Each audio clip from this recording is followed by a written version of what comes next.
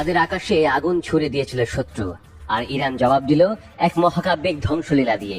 রবিবার ভোরে পূর্ব দিগন্ত ফুনে উঠে এলো এক নতুন দিনের প্রতিশোধ। ইসলামী বিপ্লবী কোর আইআরজিসির মুখপাত্র জেনারেল মোহাম্মদ আলী নাইনি রবিবার সকালে সেপাহ নিউজকে বলেন, হাইফা ও তেল আবিবে ইরানি মিসাইল একযোগে আঘাত হেনেছে 14টি কৌশলগত লক্ষ্যবস্তুতে। সাইল টাওয়ার, হাইফার প্রাণকেন্দ্র, যেখানে ছিল এআই প্রযুক্তি ও সামরিক সফটওয়্যার গবেষণাগার, কেঁপে উঠল কদর এফ দূরপাল্লার ক্ষেপণাস্ত্রের আঘাতে। সেই সাথে বিদ্ধ হয়েছে হাদেরা পাওয়ার প্ল্যান্ট, হাইফা তেল শোধনাগার, কিরিয়াত গ্যাটের সেমিকন্ডাক্টর শিল্পকেন্দ্র, ওফদা বিমান ঘাঁটি এবং রাফাল অ্যাডভান্সড ডিফেন্স সিস্টেমের সদর দপ্তর। নাইনি জানান, এটি ছিল প্রতিশোধের 20তম তরঙ্গ।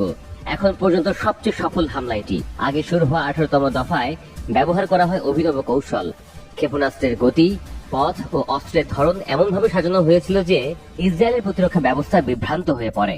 আর 19তম তরঙ্গে ছিল আকাশের নিঃশব্দ ঘাতক কামিকাজে ড্রোন, যারা গন্তব্য জানে কিন্তু ফিরে আসার কথা ভাবে না। এই প্রতিশোধ এসেছে একটি অন্ধকার রাতের জবাবে, যেখানে ইরানের প্রাণভোমরা টান পড়েছে। কলিজায় হাত দিয়েছে যুক্তরাষ্ট্র, ইরানি পরমাণু কেন্দ্রে হামলা চালিয়ে মার্কিন বোমারু বিমান। টাইমস অফ ইসরায়েলও ইরানি ক্ষেপণাস্ত্র হামলার খবর দিয়েছে।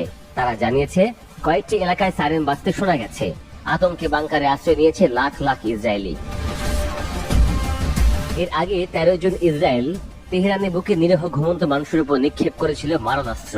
ধ্বংস হয়েছিল আবাসিক ভবন, নিহত হয়েছিলেন সাধারণ মানুষ ও শীর্ষ সামরিক কর্মকর্তারা। তারপর থেকে শুরু হয় ইরানের পাল্টা জবাব। এবার সেই যুদ্ধে জড়ালো যুক্তরাষ্ট্র, আর সেখানেই জন্ম নেয় আগুনের অঙ্গীকার। ইরানের সর্বোচ্চ নেতা আয়াতুল্লাহ আলী খামেনি সেদিনই সেনাপতিদের জানিয়ে দিয়েছিলেন, ইসরায়েলের জন্য সামনে আসছে এক অন্ধকার অধ্যায়। তারপর শুরু হয় ধ্বংসযজ্ঞ।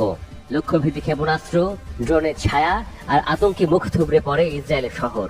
তেল আবিব, জেরুজালেম, হাইফা, কোথাও শান্তি নেই। ইসরায়েলের মানুষ এখন বাংকারে বন্দী। কেউ আবার প্রাণ হাতে করে পাচারকারী নৌকা চড়ে পালাতে চাইছে গ্রিস আর সাইপ্রাসের দিকে। তবু ইরান থামেনি আগুনের গান, কারণ প্রতিশোধ এখনো পূর্ণ হয়নি। ইরানি সেনাবাহিনী কেন্দ্রীয় কমান্ড জানিয়েছে, স্থল ও নৌবাহিনী এখনো মোতায়েন হয়নি, আর অনেক খেলা বাকি আছে।